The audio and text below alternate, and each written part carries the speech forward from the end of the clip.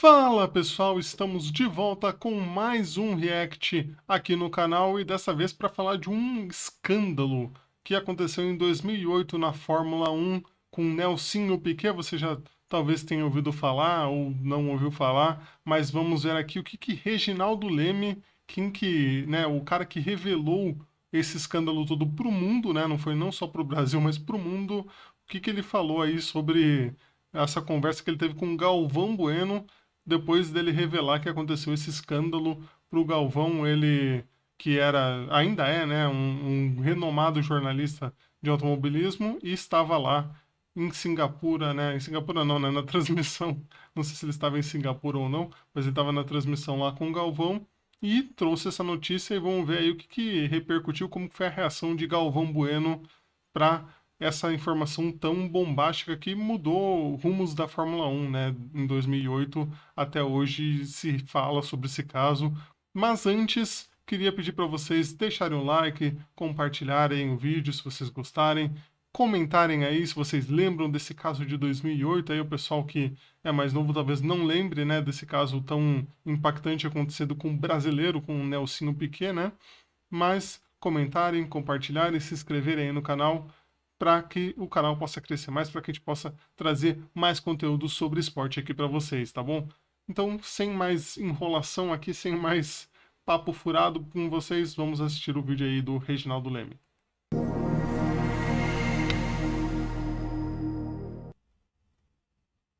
Maior furo da sua vida, Singapura Gate? Sim, É porque foi também global? sim. Eu dei outros furos bacanas, mas global e não é atual. Não tinha feito outras coisas. É que vocês não fazem ideia, assim, eu tava nas duas coisas, tanto na batida quanto no anúncio. Quando o Reginaldo solta o anúncio, obviamente eu ao vivo na Rádio Jovem Pan não tava ouvindo a TV Globo. Aí me mandam na época no MSN, acho, Messenger. Meu, o Reginaldo deu... Nelson bateu Que o de Nelsinho propósito. bateu de propósito, tem uma investigação, caramba, tal. Eu não sei se eles vão explicar, talvez não expliquem o que aconteceu, né? O Nelsinho Piquet foi orientado pela equipe, a Renault na época, né? Que ele era companheiro de equipe do Fernando Alonso em 2008, e ele foi orientado a, numa volta, ele causar um acidente, bater o carro de propósito, né? Orientado principalmente pelo Flávio Briatore, que era o chefe de equipe, né? Já velho de guerra aí da Fórmula 1, o Briatore, inclusive, voltou agora, depois de anos que ele tinha ficado banido da Fórmula 1, né, por causa desse escândalo. Então, ele, né, numa das voltas ali, ele bateu o carro de propósito na reta principal ali, causou acidente e acabou causando um safety car. E nessa volta mesma, como eles já sabiam que ia acontecer o acidente, né, como já estava tudo pronto, o Fernando Alonso parou nos boxes naquela volta e fez, né, o reabastecimento, troca de pneus ali e saiu com essa vantagem, porque na volta seguinte, como teve o safety car, todo mundo parou e daí a galera foi para os boxes. Então ele voltou em primeiro porque todo mundo teve que parar. Ninguém ali da frente resolveu continuar na corrida. Então o Alonso acabou tomando a liderança por causa desse acidente que foi causado pelo Nelsinho Piquet, né? Então, eles vão falar aí das repercussões desse acidente. Se você, né, não sabe, veja as imagens ali que você vê que, né, depois que você sabe, claro, fica mais visível, né? Mas que é um acidente incomum de acontecer na Fórmula 1, né? E o Galvão tá meio, tá meio estressado. O pessoal foi descrevendo ali. E aí rolou uma grande tensão nos bastidores, porque a equipe, o Carlos Gil é muito meu amigo, o repórter da TV Globo, ele não sabia. E aí. Foi a minha falha.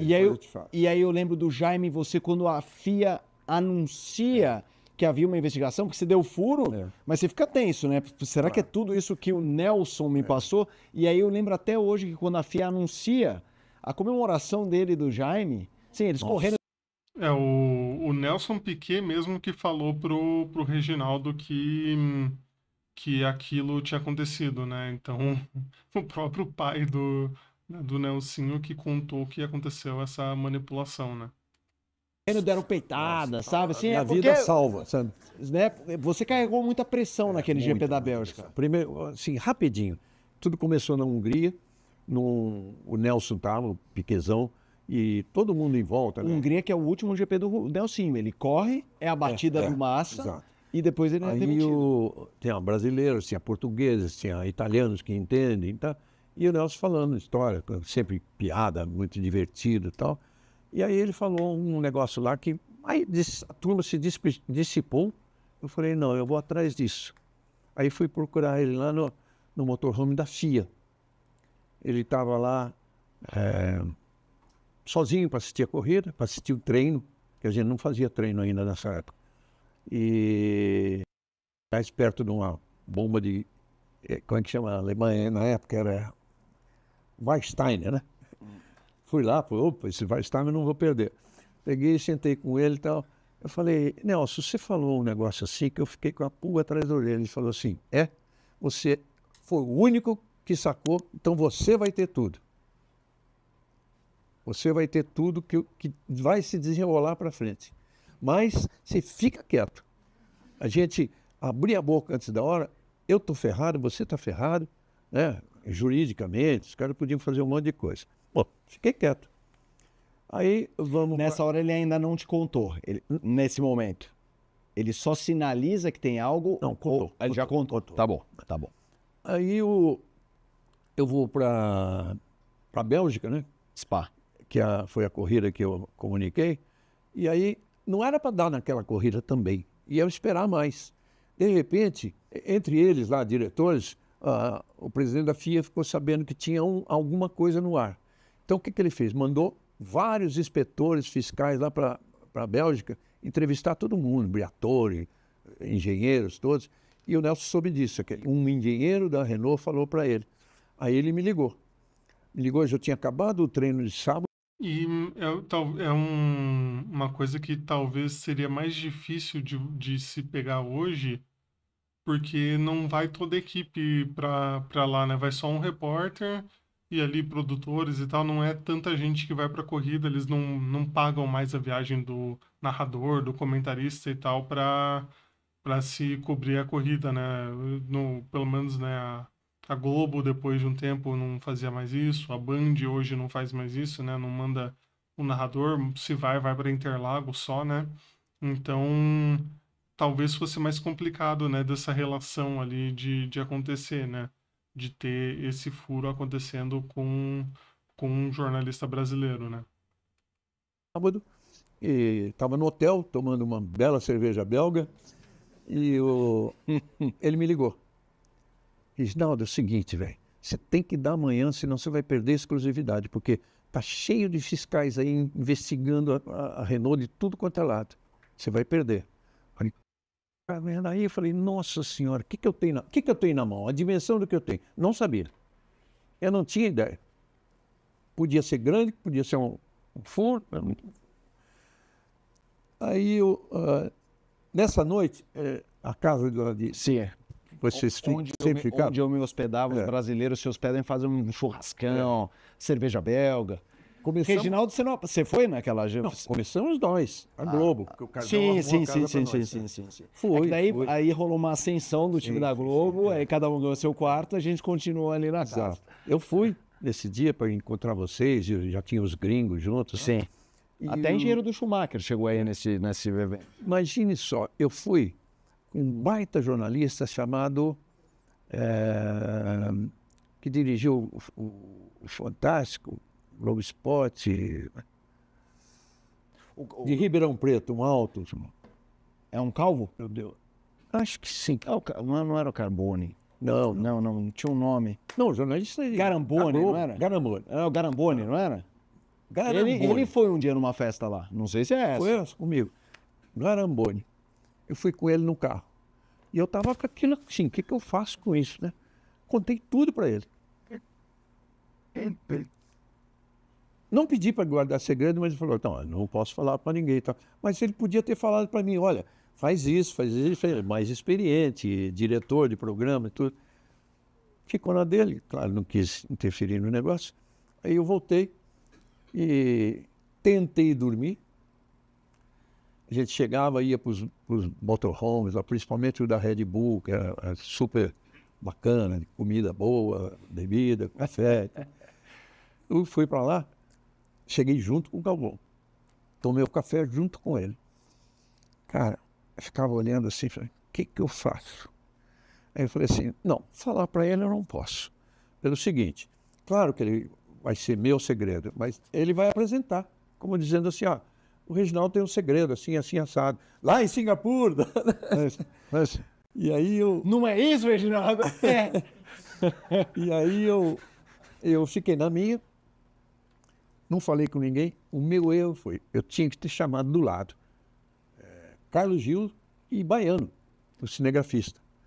Tinha que preveni-los, porque quando a coisa estourou e que o João Pedro, que era o nosso diretor aqui no Rio, ele ligou para o pessoal da equipe e falou assim, para tudo, diminui bastante a Fórmula 1 e dá... Isso aqui é o nosso...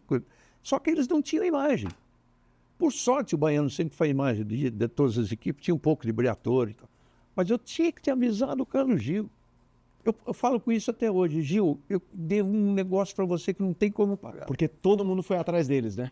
E eles não sabiam também, né? Não é por isso. É que, pô, ele deixou de dar uma grande notícia depois que eu já tinha dado. Tudo bem. Não, grande notícia não. Ele faria uma grande matéria para o Fantástico depois que eu já tinha dado. Tudo bem. Sim. Mas eu estava tão atordoado com aquele negócio, eu não sabia o que tinha em mãos. Na verdade, era isso. E aí, fui lá e pimba. O que o pessoal falou para você, o Galvão, o Galvão e o Burt, obviamente, se assustaram. Pô, imagina. Se assustaram. O Burt falou assim, nenhum piloto de Fórmula 1 vai fazer isso. Falou no ar.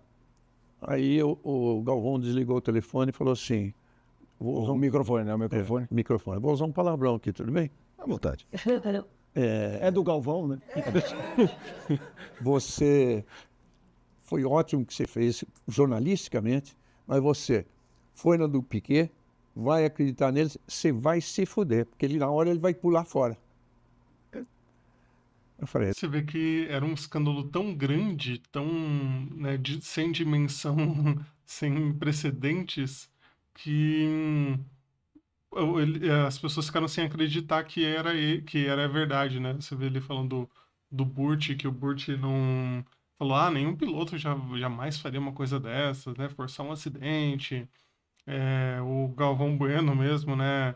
Falando, mas você tá aí, né? Se queimando, em outras palavras, né? Se queimando, jogando fora aí talvez sua carreira por uma informação dessas. Porque também tem essa fama do Piquet, né? De ser o cara que gosta de zoar e tal, sabe? De não se tão levado a sério, né? Então, isso talvez, né, o pessoal ficou nessa, mas, né, não vou confiar tanto assim nessa informação aí do Reginaldo. Mas você vê que já tinha ali por trás, eu acho que foi muito rápido de se confirmar também. Quando o Reginaldo espalhou, as pessoas logo tiveram outras confirmações ali de que realmente era, né? Então, também não demorou tanto assim para confiarem no Reginaldo depois, né? Falei, não, eu sei com quem eu estou falando. Mas, nessas, quem está com camisa branca aí? O cara do nosso de som, o Negreiros. Pô, grande Negreiros. Ou o outro era... Landeiros. Landeiro, acho que era o Landeiro. O Landeiro falou para mim o seguinte, depois, ele falou assim, cara, eu larguei o som, fiquei assim para te segurar, você ia cair, você estava um papel, cor do papel. E, de fato, né, ficou aquele negócio, ele não era assim, eu falei, nossa, e daí? E daí? Bom, foi embora, a corrida rolou.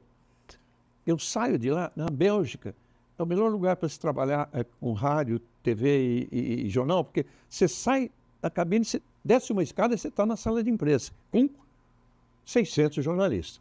Né? Desci a escada. A hora que eu pisei o primeiro degrau, assim, cara... Mas era assim, a sala inteira. Sabe quando você está falando com o campeão do mundo de Fórmula 1, a primeira entrevista? Sala inteira. E assim, né? Maioria italiana. Já sei, foi o Massa, né? Fala, gente, não é Massa. E não tem nada disso. Não tem... É outra coisa, é outra história. E, e os italianos soltando o que quisessem, né? Mas aí foi muito bacana que o New York Times deu o meu nome e o nome da Globo, né? Como destaque. Então eu ganhei um prêmio. Ganhei um diploma da Globo, como a matéria do ano. E depois seguiu-se, né? Aí o Piquet me ligava todo dia, às 7 da manhã, quando eu já tinha voltado para o Brasil, às 7 da manhã, que ele acorda muito cedo, às vezes antes, e falava, dava os próximos capítulos. Bom, hoje a gente pode dizer isso, isso, isso. Hoje isso, isso, isso. Hoje o Nelsinho foi lá e fez a delação. Hoje pode dizer isso, isso, isso, isso, isso, isso. Foi até o momento que... E eu voltava e fazia um boletim de áudio, né? Porque eu já estava... Muitas vezes eu já estava... Não, ia lá e fazia... No Jornal Nacional fazia ao vivo, mas várias vezes eu estava, por exemplo, estava indo para a Itália, o avião, assim, estava chegando no aeroporto, chegando em Guarulhos, ele me liga e fala uma bombástica. Ele falou, olha, o Briatore assumiu a culpa, vai ser multado pela Renault, isso, isso. Eu liguei para o João Pedro, falei, João, eu tenho que voltar para a redação. Ele falou, volta já. E essa foi só em áudio até. Voltei, contei essa história e tal, e aí já estava tudo armado, bacana, até o final, espetacular. E até hoje, né, foi um dos eventos talvez que é, ensinou lições aí para a Fórmula 1, assim, né, a gente tem muito também dos acidentes, né, que foram marcantes e que mudaram muita coisa nos carros e tal, mas esses escândalos também, esse do Nelson Piquet, o de espionagem da McLaren com a Ferrari, que eles roubaram informações e aí isso também mudou como as ações eram praticadas entre as equipes e tal. Então, foram coisas que foram ensinando a categoria a mudar regras, a mudar parâmetros para que não acontecesse mais, né? Que aconteceu uma vez e não aconteceu mais. Mas é isso. É uma história interessante aí de um jornalista brasileiro, né? Ter um furo de reportagem tão grande assim, né? Em mãos é uma coisa muito louca. Até o próprio Everaldo Marques teve o furo de notícia se eu não estou enganado, foi ele. Furo de notícia de quando a mãe dos irmãos Schumacher faleceu, que ninguém sabia ali direito, e ele por acaso estava ali e soube da informação e foi o primeiro também a dar essa notícia, né? Então temos aí o jornalismo brasileiro muito importante na Fórmula 1 aí ao longo dos anos também. É isso aí, pessoal. Se vocês quiserem mais conteúdo sobre a Fórmula 1, curiosidades aí que a gente possa colocar aqui no canal, reagir aqui no canal, peçam aí nos comentários. Também deixem o like de vocês, compartilhem se vocês gostarem, se inscrevam também no canal e voltamos numa próxima. Valeu, pessoal. Falou!